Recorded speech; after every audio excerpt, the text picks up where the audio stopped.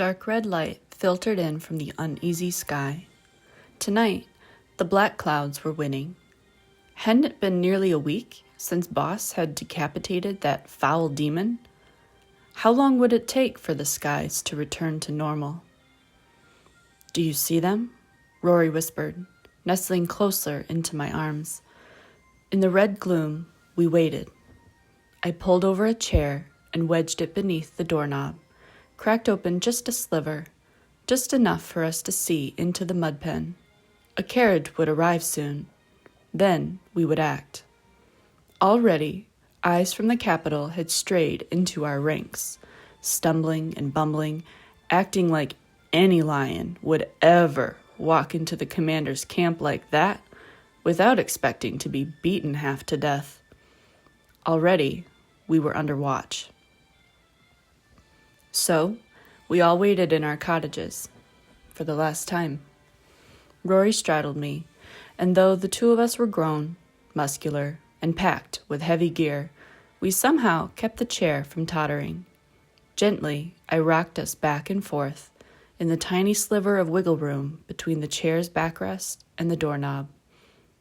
"I hear it," I said. "Can't see them yet." "What do we do about—" "Don't worry. That overgrown kid won't let any snake get away," I said, watching his pearlescent skin nearly glow in the dusk. I slid a gloved finger up to the spot where that feathery white pendant laid at the base of his throat. When I bought it, I didn't want the chain to be too long, or I'd be scared someone would use it to choke him. The silver thing dangled between his collarbones. I played with its fanned edges, tracing its outline on his skin. In this light, it looked like a bouquet of fangs, similar to the one dangling from my ear, cloaked in his white pelt. The pattern not plain, but with tufts of fur that fanned black and brown in the subtlest of places. That peekaboo crystal only proved it.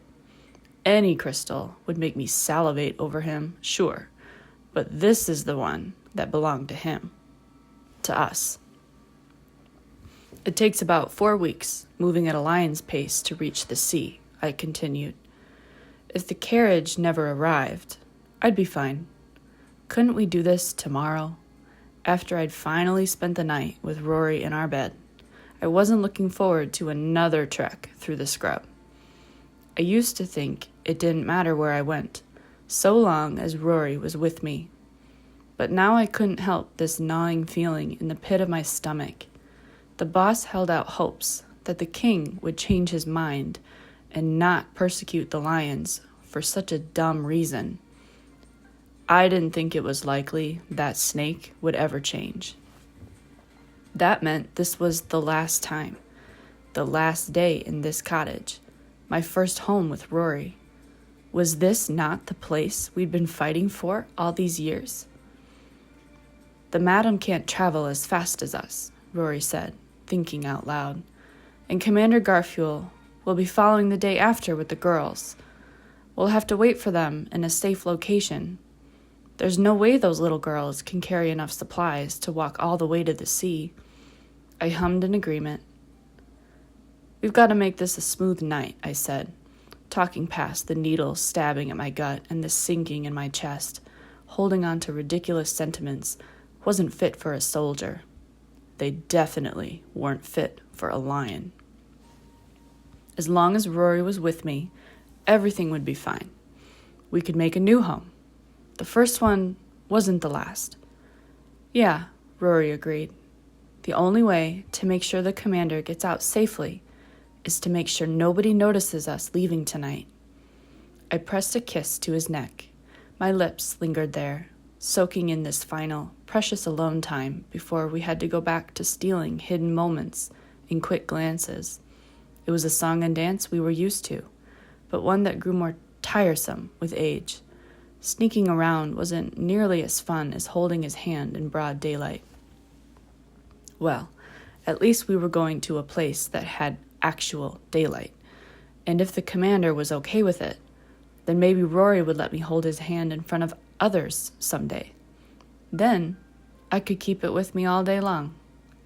"Elle," Rory began, pulling back to peer at my face. It was too dark to see much more than the way he bit on his lip, puffing it out just enough to make me feel like some ravenous man-eater. I asked, trying to focus. But before Rory could continue, the telltale crunch of giant wheels rolling through dirt ended the moment. Glancing through the doorway, I noticed Golden Pelt's and Bellin and Leonie's familiar gaits. It's time. Rory sighed, disentangling himself from my lap. As he went to lean off me, I captured his lips in one last kiss. Throwing everything into it, Rory's mouth chased after mine in desperation. It wasn't even a kiss at the end, so much as a melding of our mouths, and when we pulled back, each of us had blood dripping at their corners.